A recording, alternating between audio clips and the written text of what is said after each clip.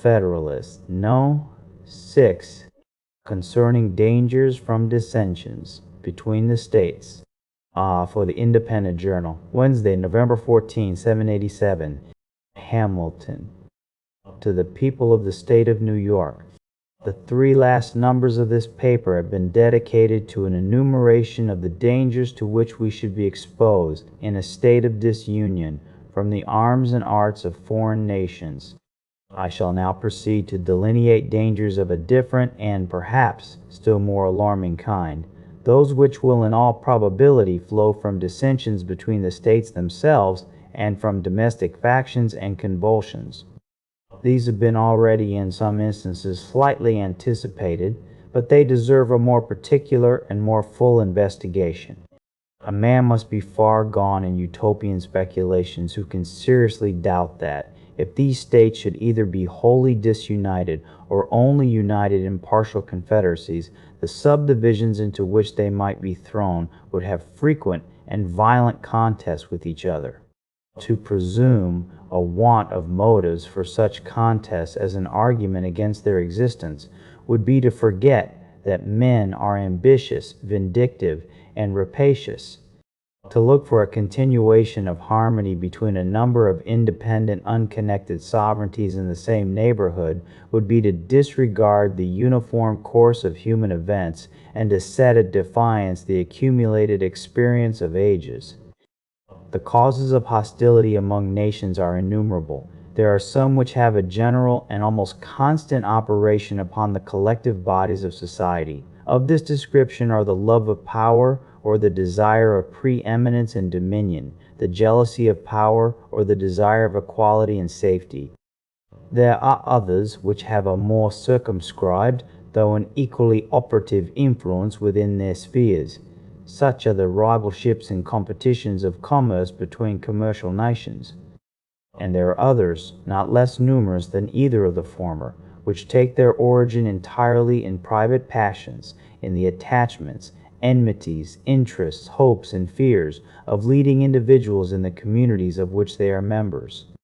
Men of this class, whether the favorites of a king or of a people, have in too many instances abused the confidence they possessed, and assuming the pretext of some public motive, have not scrupled to sacrifice the national tranquility to personal advantage or personal gratification. The celebrated Pericles, in compliance with the resentment of a prostitute, won, at the expense of much of the blood and treasure of his countrymen, attacked, vanquished, and destroyed the city of the Samians. The same man, stimulated by private pique against the Magrentians too, another nation of Greece, or to avoid a prosecution with which he was threatened as an accomplice of a supposed theft of the statuary Phidias. 3. Or to get rid of the accusations prepared to be brought against him for dissipating the funds of the State. 8. In the purchase of popularity. 4. Or from a combination of all these causes, was the primitive author of that famous and fatal war, distinguished in the Grecian annals by the name of the Peloponnesian War, which, after various vicissitudes, intermissions, and renewals, terminated in the ruin of the Athenian commonwealth. Set. Elk. The ambitious cardinal who was prime minister to Henry VIII, permitting his vanity to aspire to the triple crown. 5. Entertained hopes of succeeding in the acquisition of that splendid prize by the influence of the Emperor Charles V. To secure the favor and interest of this enterprising and powerful monarch, he precipitated England into a war with France, contrary to the plainest dictates of policy, and at the hazard of the safety and independence, as well of the kingdom over which he presided by his counsels, as of Europe in general. For if there ever was a sovereign who bid fair to realize the project of universal monarchy, it was the Emperor Charles V, of whose intrigues Wolsey was at once the instrument and the dupe. The influence which the bigotry of one female, 6. The petulance of another, 7. And the cabals of a third, 8. Had in the contemporary policy, ferments, and pacifications of a considerable part of Europe are topics that have been too often descanted upon not to be generally known. To multiply examples of the agency of personal considerations in the production of great national events, either foreign or domestic, according to their direction, would be an unnecessary waste of time. Those who have but a superficial acquaintance with the sources from which they are to be drawn will themselves recollect a variety of instances, and those who have a tolerable knowledge of human nature will not stand in need of such lights to form their opinion either of the reality or extent of that agency. Perhaps, however, a reference, tending to illustrate the general principle, may with propriety be made to a case which has lately happened among ourselves. If Shays had not been a desperate debtor, it is much to be doubted whether Massachusetts would have been plunged into a civil war. But notwithstanding the concurring testimony of experience, in this particular there are still to be found visionary or designing men, who stand ready to advocate the paradox of perpetual peace between the states, though dismembered and alienated from each other. The genius of republics, say they, is pacific. The spirit of commerce has a tendency to soften the manners of men and to extinguish those inflammable humors which have so often kindled into wars. Commercial republics like ours will never be disposed to waste themselves in ruinous contentions with each other. They will be governed by mutual interest and will cultivate a spirit of mutual amity and concord. Is it not, we may ask these projectors in politics, the true interest of all nations to cultivate the same benevolent and philosophic spirit? If this be their true interest, have they in fact pursued it? Has it not, on the contrary, invariably been found that momentary passions and immediate interest have a more active and imperious control over human conduct than general or remote considerations of policy, utility, or justice? Have republics in practice been less addicted to war than monarchies? Are not the former administered by men as well as the latter? Are there not aversions, predilections, rivalships, and desires of unjust acquisitions that affect nations as well as kings? Are not popular assemblies frequently subject to the impulses of rage, resentment, jealousy, avarice, and of other irregular and violent propensities? Is it not well known that their determinations are often governed by a few individuals in whom they place confidence, and are of course liable to be tinctured by the passions and views of those individuals? Has commerce hitherto done anything more than change the objects of war? Is not the love of wealth as domineering and enterprising a passion as that of power or glory? Have there not been as many wars founded upon commercial motives since that has become the prevailing system of nations, as were before occasioned by the cupidity of territory or dominion? Has not the spirit of commerce, in many instances, administered new incentives to the appetite, both for the one and for the other? Let experience, the least fallible guide of human opinions, be appealed to for an answer to these inquiries. Sparta, Athens, Rome, and Carthage were all republics, two of them, Athens and Carthage, of the commercial kind. Yet were they as often engaged in wars, offensive and defensive, as the neighboring monarchies of the same times. Sparta was little better than a well-regulated camp, and Rome was never sated of carnage and conquest. Carthage, though a commercial republic, was the aggressor in the very war that ended in her destruction. Hannibal had carried her arms into the heart of Italy and to the gates of Rome before Scipio, in turn, gave him an overthrow in the territories of Carthage and made a conquest of the Commonwealth. Venice, in later times, figured more than once in wars of ambition till, becoming an object to the other Italian states, Pope Julius II found means to accomplish that formidable League IX which gave a deadly blow to the power and pride of this haughty republic.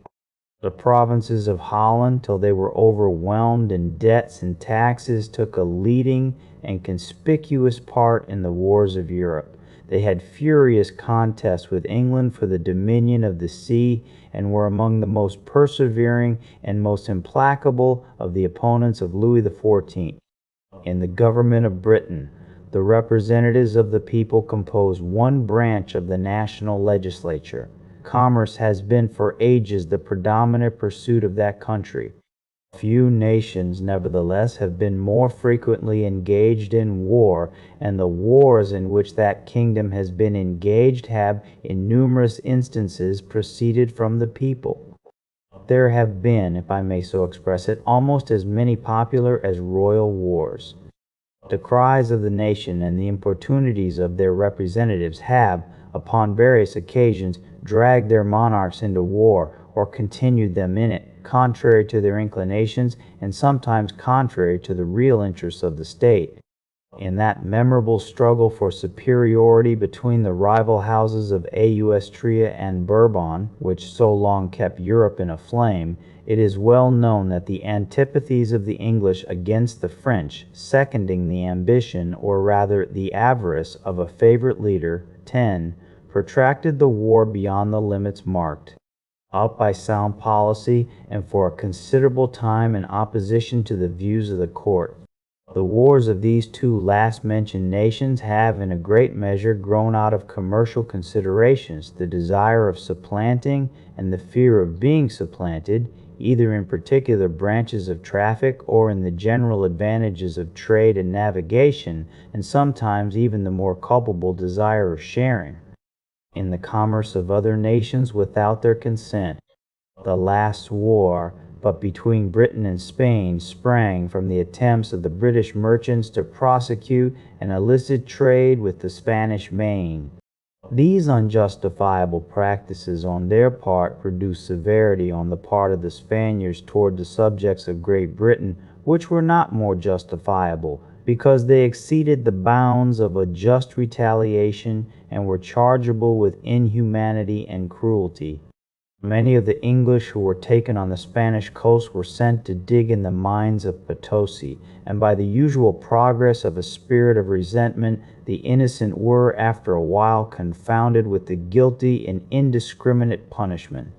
The complaints of the merchants kindled a violent flame throughout the nation, which soon after broke out in the House of Commons and was communicated from that body to the ministry. Letters of reprisal were granted, and a war ensued, which in its consequences overthrew all the alliances that but 20 years before had been formed with sanguine expectations of the most beneficial fruits. From this summary of what has taken place in other countries, whose situations have borne the nearest resemblance to our own, what reason can we have to confide in those reveries which would seduce us into an expectation of peace and cordiality between the members of the present Confederacy in a state of separation? Have we not already seen enough of the fallacy and extravagance of those idle theories which have amused us with promises of an exemption from the imperfections, weaknesses, and evils incident to society in every shape? Is it not time to awake from the deceitful dream of a golden age, and to adopt as a practical maxim for the direction of our political conduct that we, as well as the other inhabitants of the globe, are yet remote from the happy empire of perfect wisdom and perfect virtue? Let the point of extreme depression to which our national dignity and credit have sunk, let the inconveniences felt everywhere from a lax and ill administration of government, let the revolt of a part of the state of North Carolina, the late menacing disturbances in Pennsylvania, and the actual insurrections and rebellions in Massachusetts declare.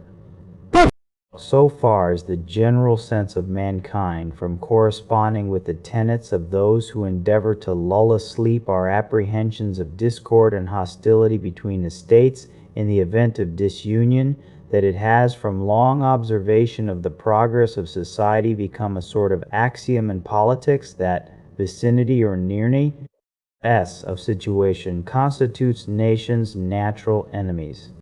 An intelligent writer expresses himself on this subject to this effect: "Neighboring nations, says he, are naturally enemies of each other unless their common weakness forces them to league in a confederate republic, and their constitution prevents the differences that neighborhood occasions extinguishing that secret."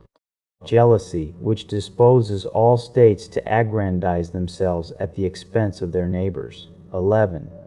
This passage, at the same time, points out the evil and suggests the remedy. Publius. 1. Aspasia, vide Plutarch's Life of Pericles. 2. Ebed. 3. Ibid. 4. Ebed. Phidias was supposed to have stolen some public gold with the connivance of Pericles for the embellishment of the statue of Minerva. 5. Worn by the popes. 6. Madame de Maintenon. 7. Duchess of Marlborough. 8. Madame de Pompadour. 9. The League of Cambrai, comprehending the Emperor, the King of France, the King of Aragon, and most of the Italian princes and states. 10. The Duke of Marlborough. 11. Vide Principes de Negociations.